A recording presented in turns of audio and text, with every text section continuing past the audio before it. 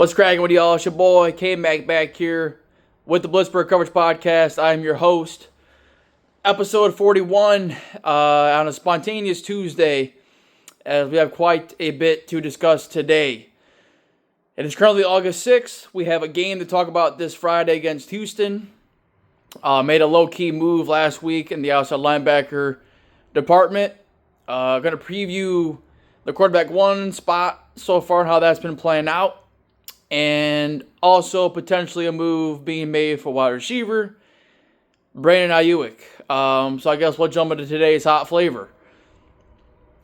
First off, this whole Brandon Aiyuk trade thing has been going on literally since about the draft. Been a lot of talks, a lot of leaks, a lot of rumors. And I want to dive into that trade and just kind of put my thoughts on this whole thing. And where I stand on this move. Obviously, outside of George Pickens, we are in a very unproven spot commodity of wide receiver 2s and 3s, mixed of Van Jefferson, former wide receiver 4/3 of the Los Angeles Rams. Not really much there as far as we know. Calvin Austin III, who was hurt his rookie year, and in year two, didn't really get to see a whole lot of what he could do. Really only got to see him make a couple big plays. Primarily just the 70-yard touchdown bomb against the Raiders, and he caught a couple of nice passes during that playoff game against the Bills. But Matt Canada was really never actually able to... He was never able to utilize Calvin Austin III. Maybe he doesn't offer much, but he at least has speed, and it sounds like he's really worked hard on his route running ability and his separation, so maybe we'll get to see what he can do. But still, unknown, unproven commodity. Then you go to our other wide receiver, Roman Wilson, who just got hurt last week on, guess what? A jet sweep. The jet sweeps are back. So, yeah, that's what I really want to talk about, the wide receiver spot, because if Roman Wilson gets hurt, I mean, he suffered a bad injury. He got carted off, but it was just precautionary reasoning. He should be okay by the beginning of the season. I'm not fucking around with that. I would just ease him in, because we're going to need him for the long haul. You know, if he misses the first month and he's ready to go for the next, what would that be, 12 games? Then I'm fine with that. But don't rush him back. We need him to be our slot receiver. But talking about this Brandon Aiyuk trade, it makes total sense for me. It makes total sense. I'm all in on winning now. What the fuck do we need next year's first-round pick for? It's just like the Minka effect. I don't expect him to come in and, transform things and, magically just...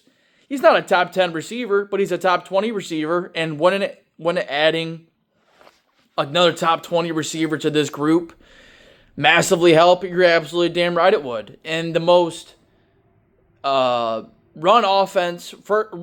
first offense of the 49ers, the guy was able to produce 1,200 yards receiving, 7 touchdowns, and an offense full of other playmakers. Obviously, Christian McCaffrey, Deebo Samuel, and George Kittle. So, I think he would be a massive upgrade at wide receiver 2. Him and Pickens would be a problem. I don't care what anyone says. I think it's worth it. Depends what we trade for him. Alex Highsmith, to me, is untouchable. I know people think Herbig can just step in and we're not going to lose a step. Herbig's not ready for that. Next year, I could say we could get away with that, but I think they're really talking about speculation. There's speculation of James Daniels and some draft capital there, and maybe Dan Moore Jr. I'm all in on getting rid of Dan Moore Jr., but I think he's okay depth. James Daniels, I don't want to get rid of, but he's on an expiring contract. So, I think if they get rid of James Daniels, that's probably going to speak to their trust and confidence in Spencer Anderson, who was their 7th-round pick last year, and then potentially Mason McCormick, but I don't know. But I think the Brandon Aiyuk trade, what does my gut tell me?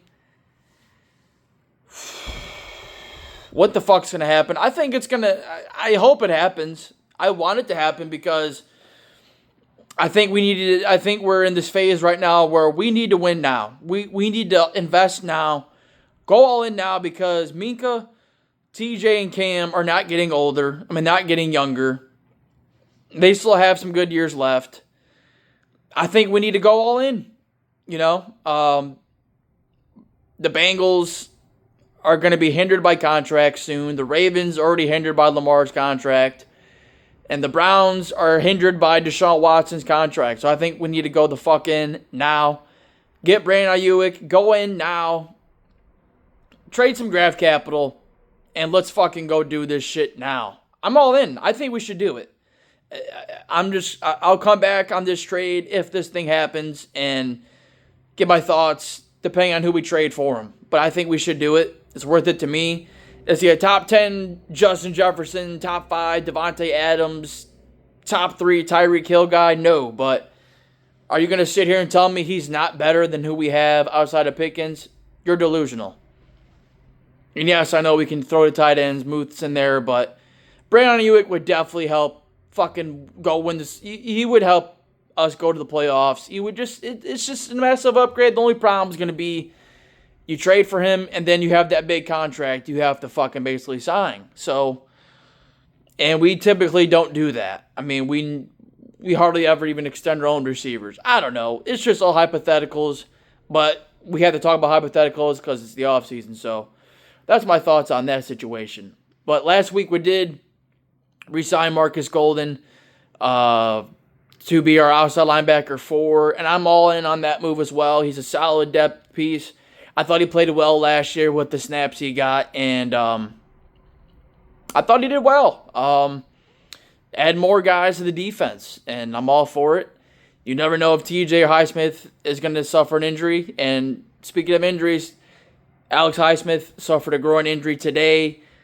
I'm not sure how severe it is, but groins can be a lingering type of fucking injury that, you know, could come back and fucking bite him a couple weeks. So I think I'm all in on Marcus Golden as outside linebacker 4. Herbig will probably be number 3. So I like that rotation of those 4 guys. If you're not familiar with Marcus Golden's game, he was a former 10-plus sack kind of guy, 8, 9, 10 kind of sack guy there with the Giants and Cardinals. So I think he's, you know, solid, just a good outside guy to have and, you know, kind of not miss a beat there when the TJs and Highsmiths go to the bench for a relief, hopefully. But I want to talk about so far out of training camp. Russell Wilson basically didn't really practice with, like he practiced off to the side, but he really never participated in team drills or team scrimmages with the pads on for like the first 9 or 8 days. And so Justin Fields got all those snaps. And this is why we got him. This is why we got Justin Fields, because of shit like this. And Russell Wilson wasn't able to practice because of a calf injury. They were being precautionary with it, but I think today or yesterday was the first day he was actually finally able to participate in these live scrimmages.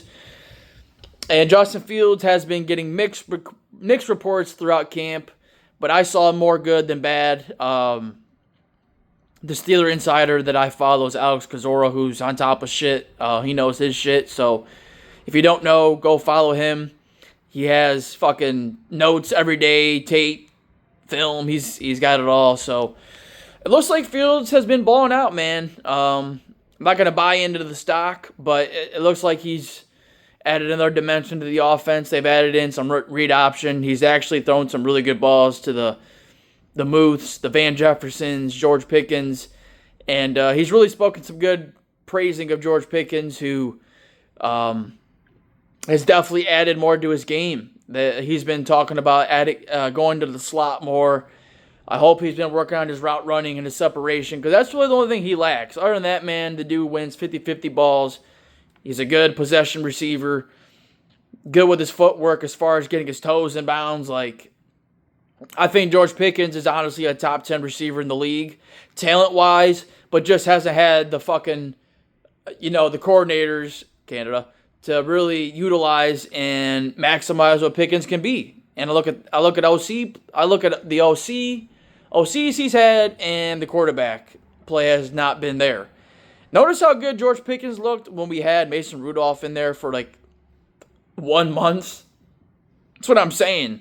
And the route concepts were just absolute garbage. So, it's just like, to me, going back to the Aiyuk trade, if George Pickens were to go down, God forbid for any reason, for an injury, you're going to sit here and tell me you're comfortable with Van Jefferson, Calvin Austin III, Quez Watkins, and fucking Roman Wilson being our outside and inside receivers? You are tripping, my dude. I mean, I don't know what to say about it. But anyways, back to the QB1 battle.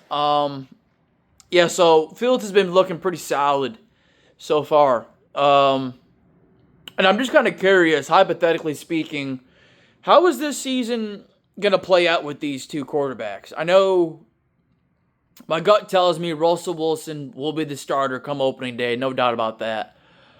And I know there's going to be packages where they utilize Fields. I know it has to be in there, because if you don't, what'd you trade for him? Why'd you trade for him? Whether it be a red zone package or maybe, fuck it, it's 2nd and 4. Could be a run or a pass, could run a read option, could run a play action, could do whatever. It opens everything, and now defenses have to worry about both of them. But I think hypothetically we have to speak of a scenario in which maybe the team's kind of just meddling along, 5-3, 4-4. Russell Wilson, I think, will probably be a safer player in the aspect of maybe he won't give us the super exciting plays, but I think they're really going to emphasize not turning the ball over and kind of just giving, taking what the defense gives you. And that was really kind of what happened last year with him in Denver. He had a pretty good touchdown to interception ratio. But I think with Fields, what might happen with Fields, though, is they might see, well, he has a higher ceiling at this point in time. He has the ability to move. He's more mobile. And so at that point, he might offer the ability and the ceiling of we could have more explosive plays, more scoring plays. But the problem is with Fields through his short career is that he's a turnover machine. So they might be like, well, he might also be more turnover prone, which might put the defense in a more vulnerable position. So what the fuck do you do? I don't know. What do you do? If you're a 4-4, 5-3 team, I think 5-3 we're okay. 4-4, do you throw Fields in the starting spot, around that bye week? Because our bye week's week 9. So if we go into the bye week 4-4, how do you? And Wilson, it looks like shit. I think you go to Fields. I think you do. And if Fields looks good with the limited amount of snaps he gets, I think you throw him in there. But I've seen some of the training camp videos, and this team so far has been ultra competitive. There's been a couple fights, some brawls. Jalen Warren was literally ready to take on the whole defense and that one-on-one backers on backs drill. So this team's got a lot of fight, man. I think they're fucking feisty, and I think they're fucking ready. I think they're fucking ready, man. But as Tomlin said, none of that shit transpires at the field. You actually get, if you're not disciplined, you're just gonna get more flags. So I don't know, but who's gonna be quarterback? I know Russ will be the starter to start out the season, but could we see a situation where Fields comes in and swoops the job from him? I think it's there. A lot of people are ready for that already. We got to see how Wilson looks, though, because that's why they signed him. But I think we're in a good spot because we got 2 of them, so I don't know. So that's going to bring me to this Friday, 7 o'clock. We got Steeler ball, bro. I know it's preseason, but I do have some things I want to say I'm looking forward to. Just some things I want to key in on. Houston Texans coach DeMeco Ryans already said they're going to be playing their starters, so it'll be at least cool to see starters on starters for at least a couple of series, whether they're in there or not. I think it'll be at least cool to finally have some football back. Today's Tuesday, so that's literally in 3 days. So I'll have a game to talk about, but I'm previewing this game. Things I'm looking for, I want to see how this offense looks and the limited amount of snaps that Fields and Russell Wilson are going to get. I want to see how we utilized Muth. I want to see how we utilize Connor Hayward, Darnell Washington. I want to see how Quez Watkins, the receivers, look. I want to see how this young offensive line is going to look. I have so much I'm circling already. I want to see how the young rookies play. Fatanu, I don't think Broderick's going to get a whole lot of playing time. He fucking shouldn't. Let's see how Zach Frazier looks, because he hasn't really been getting a whole lot of first-team reps, so he'll definitely be in there. Looking forward to seeing how Mason McCormick plays on the defensive side of the ball. I want to see how Corey Trice Jr. plays. I want to see how Peyton Wilson's going to play. JPJ won't really be in there. Trying to think of some younger defensive line. I want to see how Loudermilk looks. DeMarvin Leal, I heard he's been having a good camp. Let's see if it's finally time for him to do something. Find a role for him and let him play. Let's see what Logan Lee's got. Ryan Watts, who's been our dime corner at times, and I'm ready to see some of the younger players, especially Peyton Wilson. I want to see how that speed looks on the field, sideline to sideline, and I think he'll definitely get some snaps. He's been getting some starting first-team snaps there in the dime defense, but I'm excited. So for this Friday, I want to see how some of the all younger offensive linemen look, and Zach Frazier, Fatanu, and McCormick. Want to see how on the defensive side, some of the defensive backs look. Corey Trice, those guys. Darius Rush might be in there. I'm curious to see who's going to be playing nickelback. I guess Beanie Bishop's been playing a lot of nickelback. Looking forward to seeing how that looks. And, the DeMarvin Leals, the Desire Loudermilks. I don't expect a whole lot of Keanu Benton to play. Maybe some Montravius Adams. I know a lot of the starters won't really be in there, maybe for a couple plays. No, don't really need to fucking play TJ. They'll be ready to go, man. They'll be ready. Maybe play them a little more the second game, because there are only 3 games in preseason now. But I don't know, man. I'm excited. Even though it's preseason, I'm a fucking freak, and you guys are all freaks. So we'll all be watching. I'll be curious to see how Kyle Allen, the QB3 looks, and QB4, that undrafted quarterback hybrid dude we got, that athletic dude. I'll be curious to see how that looks. But I'll just be really curious to see, I know Arthur Smith's not going to show his full hand, but there's kind of how different this offense might look, just going from last year's shit show to this year. So I know a lot of shit can be vanilla, but hey, it's football, man. I'm all here for it. But I think that's about to do it for today. We covered what I wanted to. I want to dabble in a little bit of everything. The Brandon Aiyuk trade rumors, which are very real. There's been so many leaks and reports today and yesterday. The Steelers are in. The Steelers are out. Now they're back in. Like, which one is it? And then the Browns are in there. The Commanders are in there. The Patriots are in there. But Brandon Aiyuk literally said on a video, the only teams he wants to play for are the Washington Commanders and the Pittsburgh Steelers. So, I don't know. And it's really up to him, because he kind of gets to pick where he wants to go. So, I don't know. I wanted to touch on that. Just some thoughts there. And then the quarterback 1 situation. Just some hypotheticals, what the situation. And if we're 6-2...